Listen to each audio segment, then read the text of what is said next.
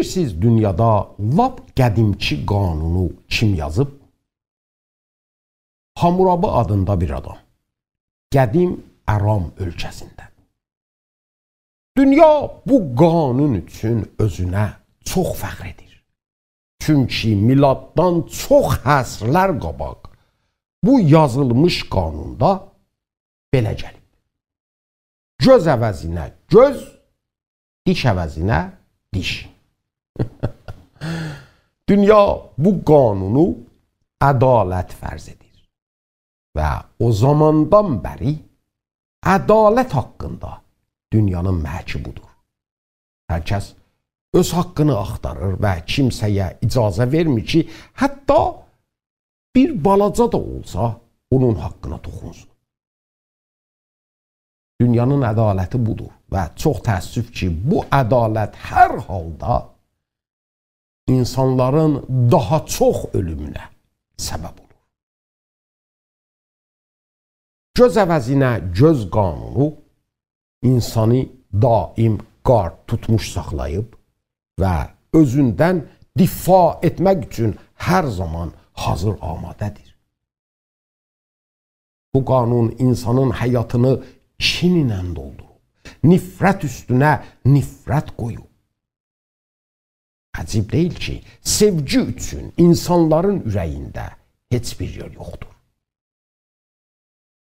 Amma göyün ədaləti, o əsl ədalət bu mənadan fərq edir. Tanrının qanununda ədalət başqa bir şeydir.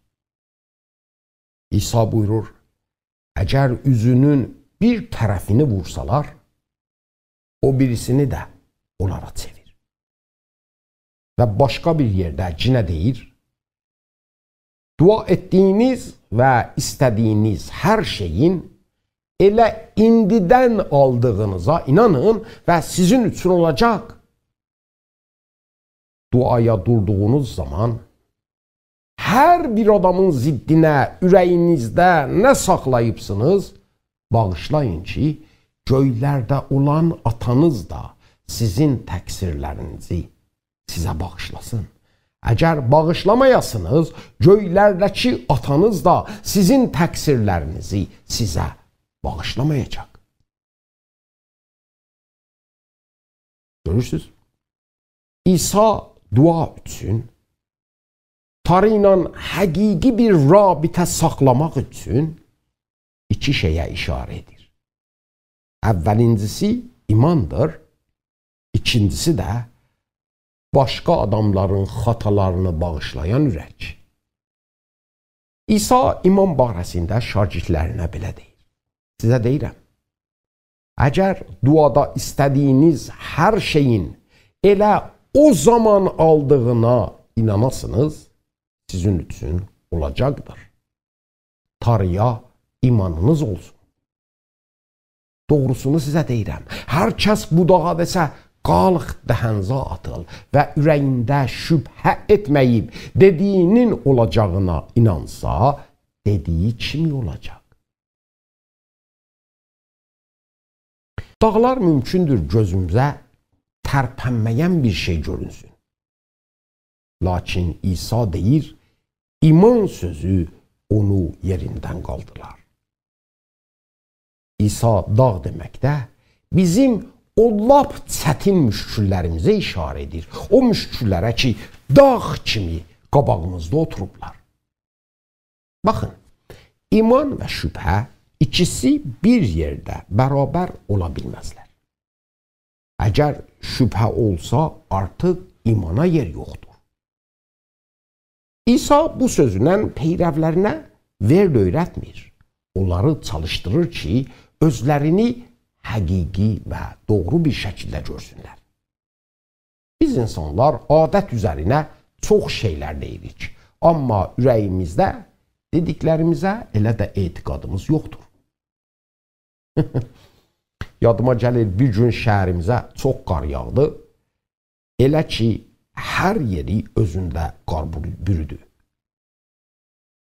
Damlar qar əlindən ağırlaşmışdı və onların qardan təmizlənməsi gərək idi. tanıdığım bir adam ərinirdi ki, dama çıxıb qarı çürüsün.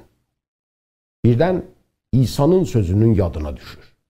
Mənim adımda hər nə istəyəsiniz, sizin üçün edəcəyəm. Bu adam İsa'nın adında dua edib ondan damının çürünməsini istəyir və başını qoyub yatır. Səhər qapını açdıqda qar çürünməmişdi ki, heç donub lap da ağırlaşmışdı. Adam bunu görüncə deyir, elə o əvvəldən bilirdim ki, olmayacaq.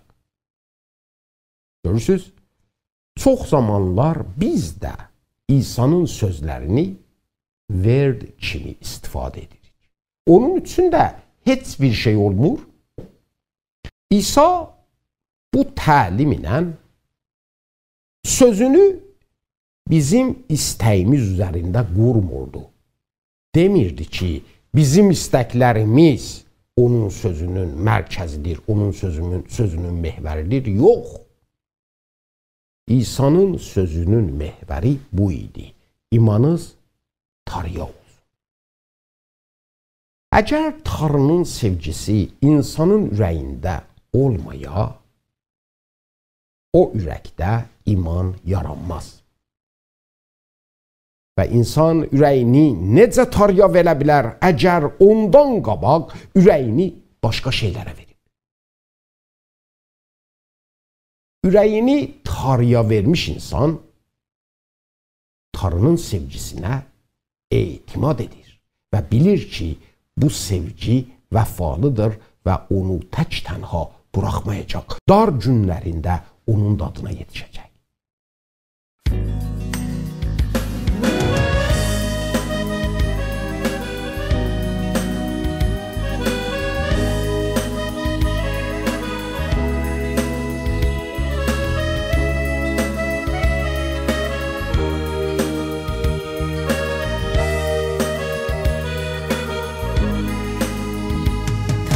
Çağırır məni hər zaman, öz vəd etdiyi gözəl diyara.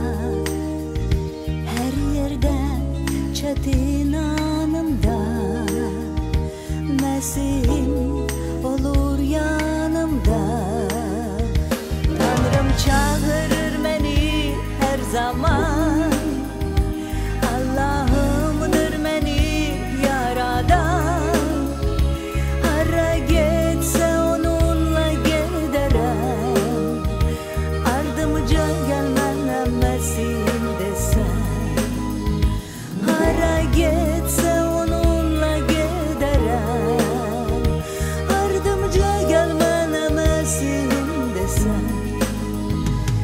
Vaxt həyatımın sonu gələr, cənnətə daxil ol Məsihim deyər.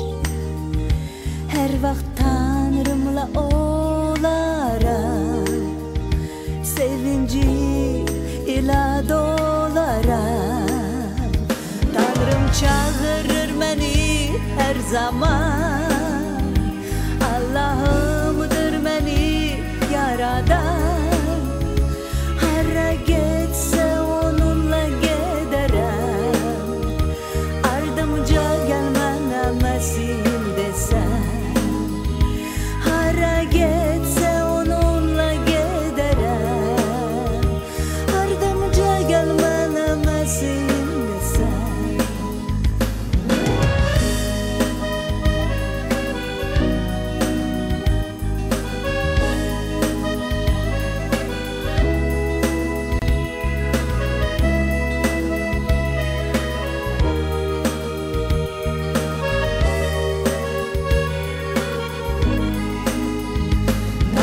Çağırır məni hər zaman, Allahımdır məni yaradan. Hara getsə onunla gedərəm, ardımca gəl mənə Məsihim desəm. Hara getsə onunla gedərəm, ardımca gəl mənə Məsihim desəm.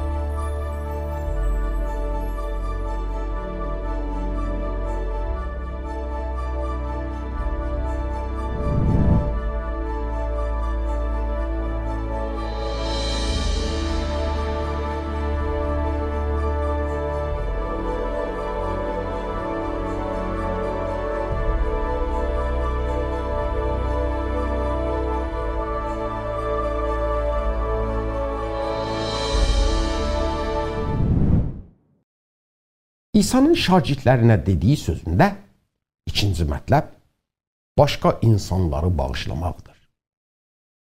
Duaya durduğunuz zaman hər bir adamın ziddinə, ürəyinizdə nə saxlayıbsınız, bağışlayın ki, göylərdə olan atanız da sizin təqsirlərinizi sizə bağışlasın. Əgər bağışlamayasınız, göylərdəki atanız da sizin təqsirlərinizi sizə bağışlamayacaq.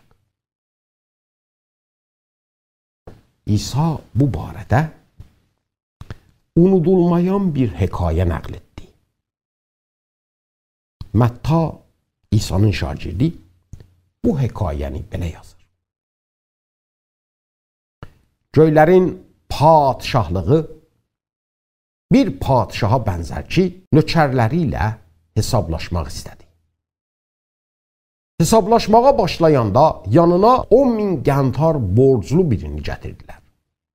Lakin borcu geri verməyə bir şeyi olmadığı üçün padişah əmr verdi ki, onun özü, arvadı, uşaqları və bütün var-yoxu satılsın və borcu geri alınsın.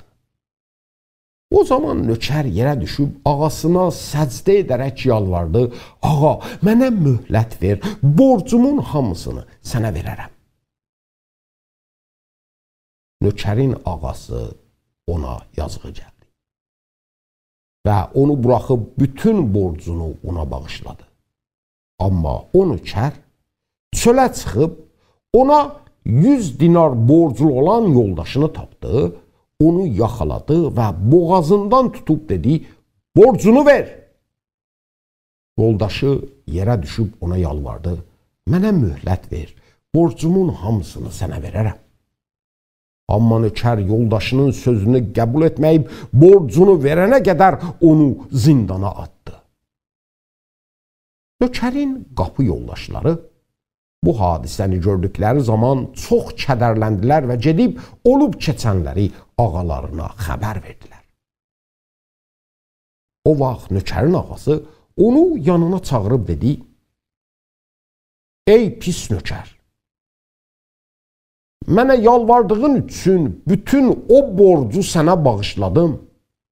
Mən sənə mərhəmət etdiyim kimi, aya sən də yoldaşına mərhəmət etməli deyildin? Nökərin ağası qəzəblənib, borcunu verənə qədər onu işkəncə verənlər əlinə verdi.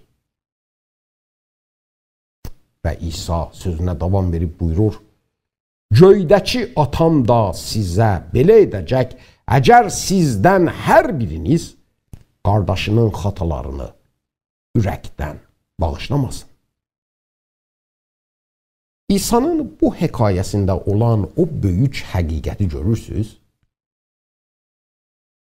Necə ki görünür, bizim Tanrı tərəfindən bağışlanmağımız və başqa insanları ürəkdən bağışlamağımız bir-birinə bağlıdır.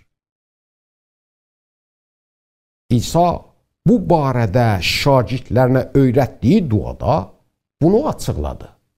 Məgər bunu demirdi? Ey göylərdəki atamız, bizim borclarımızı bizə bağışla, necə ki biz də bizə borclu olanları bağışlayırıq.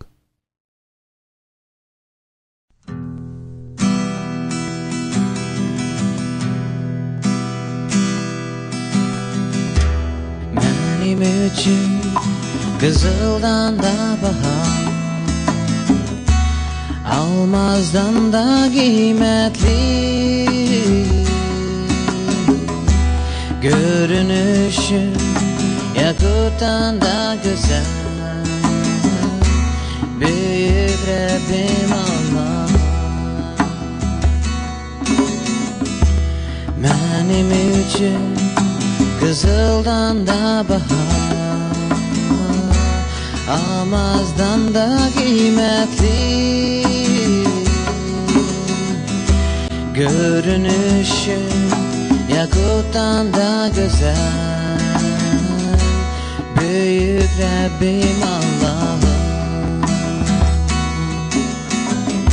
Senden başka Xilaskarım yok senden başka, ümidim yok senden başka, güvət verənim yok, yalnız Rəbbim Allah'ım.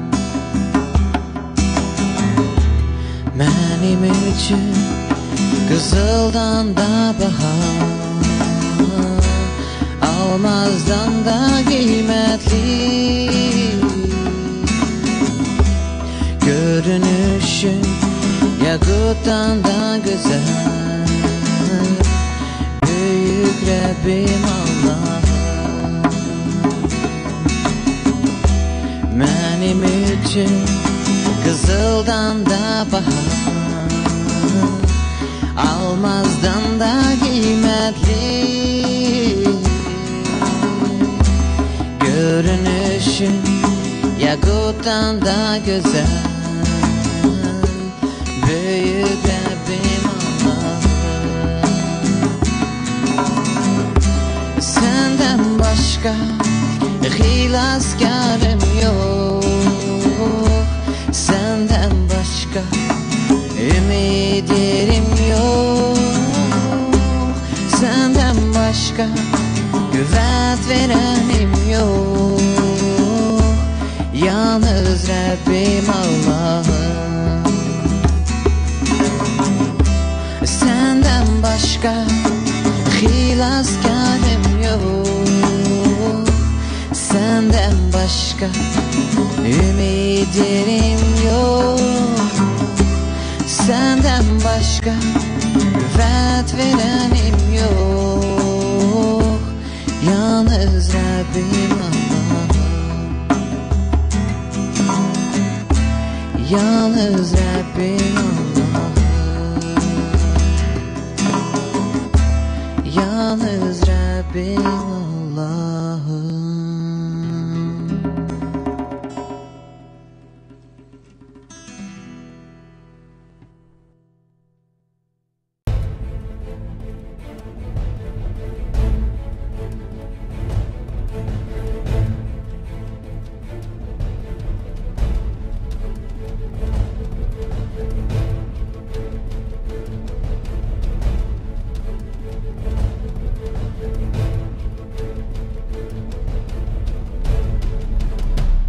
Bu sözün mənası nədir? Bu ki, aya bu işimiz o qədər yaxşıdır ki, Tanrı onun üçün bizə əcr verib, günahlarımızı bağışlamağa bizi layiq görür? Xeyr, əsla, 100 dəfə xeyr. Müqəddəs kitabın əvvəlindən axırınacaq biz şahidik ki, necə Tanrının rəhməti onun insanları əff etməsi ilə qol-qola gedir. Ata Pərverdigar İsa Məsihin verdiyi qurbanının xatirinə biz insanları əvəzsiz bağışlayır. Bilirsiniz, bizim də başqa insanları bağışlamağımız nəyi göstərir? Bizim yaxşı adamlar olduğumuzu göstərmir. Bunu göstərir ki, biz Pərverdigarın bizə etdiyi məhəbbətini dərk etmişik, onu anlamışıq. İsa'nın nəql etdiyi hekayəsində o pis nökər nə qədər ağasının tərəfindən məhəbbət gördüyünü anlamamışdı.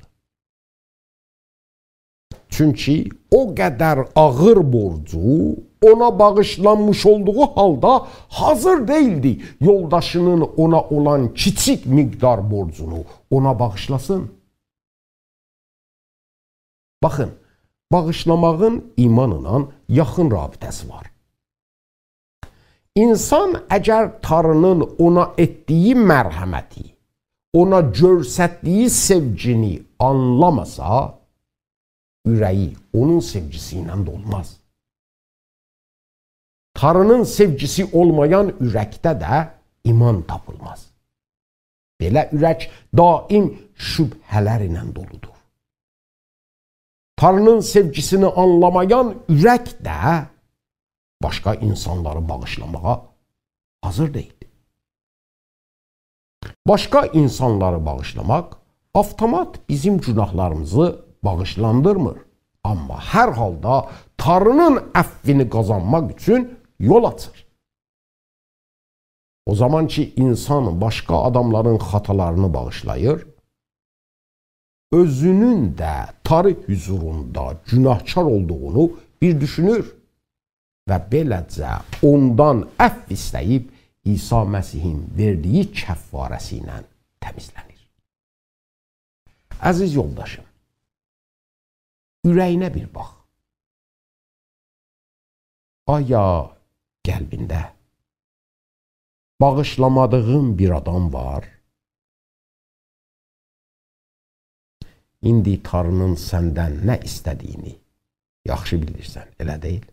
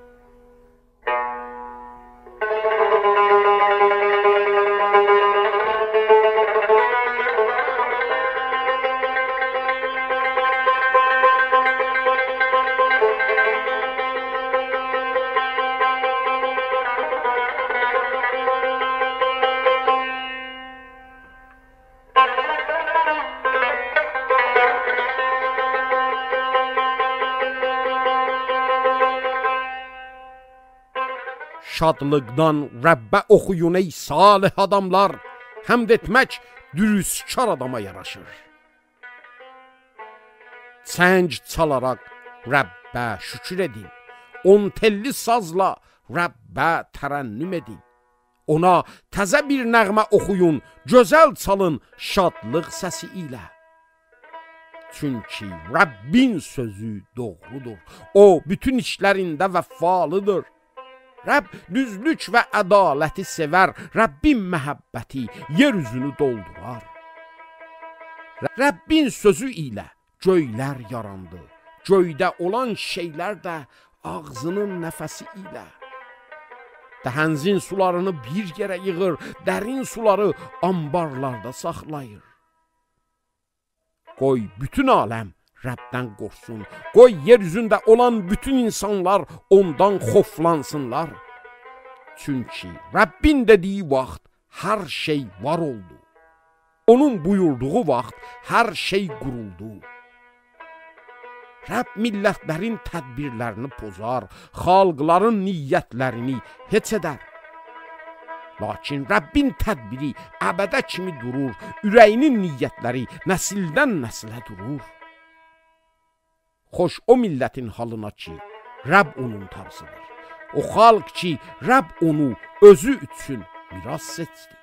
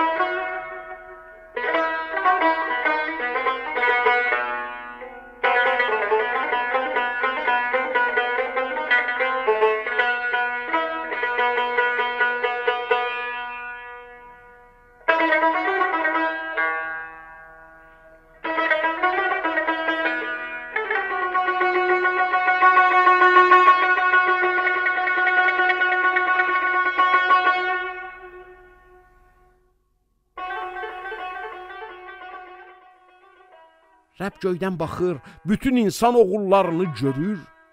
Sakin olduğu yerdən yer üzündə olan bütün insanlara baxır. Hamının ürəklərini yaradan o, hər kəsin nə etdiyini bilir.